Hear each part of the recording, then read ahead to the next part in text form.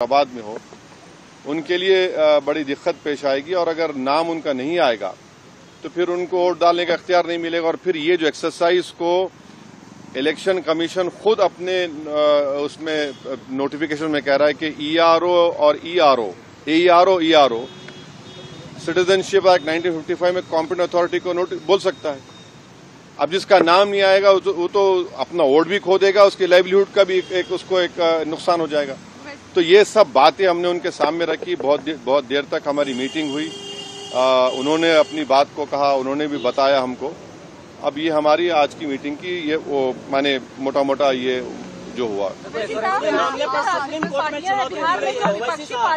एक के बाद एक पहले मैडम को विपक्षी पार्टियां जो दूसरी है वो सुप्रीम कोर्ट पहुंच गई है इसी मुद्दे को लेकर, कह रही कि एफआईआर जो है वो कहीं न कहीं इस वजह से भी किया जा रहा है ताकि बीजेपी को फायदा हो सके। वहाँ सुप्रीम कोर्ट ने नोटिस इशू किया 10 तारीख के लिए।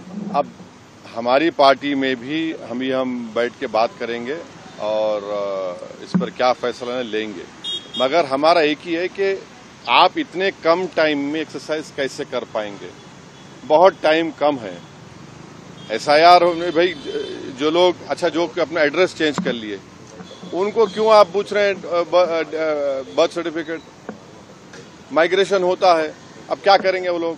मैं हैदराबाद में बैठा हूं, तेलंगाना के मुख्तलिफ गांवों से हर मेरे ऑफिस को कभी 10 लोग कभी 20 लोग बिहार के आते हैं कि हम यहाँ पर लेबर हैं, बताओ हम क्या करना चाहिए। अब उनके पास पैसे भी नहीं है वापस जाने बिहार को। परेशानी वो होगी क्योंकि लॉ तो बोल रहा है कि उनको रहना पड़ेगा वहां पर।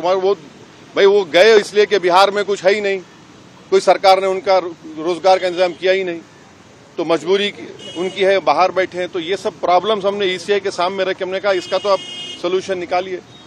चुनाव आयोग ने क्या भरोसा दिया आपको? काफी अब चुनाव आयोग खुद बोलेगा, मैं क्यों बोलूंगा चुनाव आयोग की तरफ से, क्योंकि वो तो अंदर से आप आश्वस्त नहीं आश्वस्त सवाल नहीं। देखिए हमने ये सब जो बातें आपके सामने रखी हैं, जो पॉइंट्स हमने सामने रखी हैं, उनके सामने जाके बोला हमने कि ये प्रैक्टिकल डिफिकल्टीज हैं, कैसा आप 1 महीने के अंदर कैसा करेंगे। तो उन्होंने कहा कि नहीं हम लोग बीएलओस को रखे हैं, वॉलंटियर्स को रखे हैं।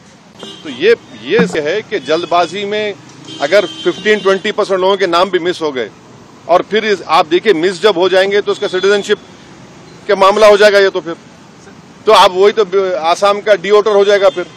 तो ये अप्रीहेंशन है, ये जेन्युइन अप्रीहेंशन है। सर बिहार कानून व्यवस्था को लेकर बांग्लादेशी रोहिंग्याओं को निकालने के लिए एसआईआर है।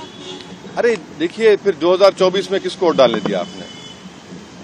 24 में आपने वोट दिया, मैंने वोट डाला बिहार में। हमारा देखिए एक सिनारियो विजुअलाइज करिए आप लोग। अगर कोई लोकसभा के चुनाव में 20,000 वोट से हार गया कोई, और अभी एसआईआर के बाद उसी के पार्लियामेंट सांसद में 20,000 कम हो गए, तो फिर वो क्या करेगा बेचारा? उसको राइट मिलना चाहिए, तो राइट तो रिकॉल तो हमारे पास नहीं है। तो इसीलिए हम कह रहे हैं हम एसआईआर के खिलाफ नहीं है, आप टाइम दीजिए ना। विपक्ष कह रहा है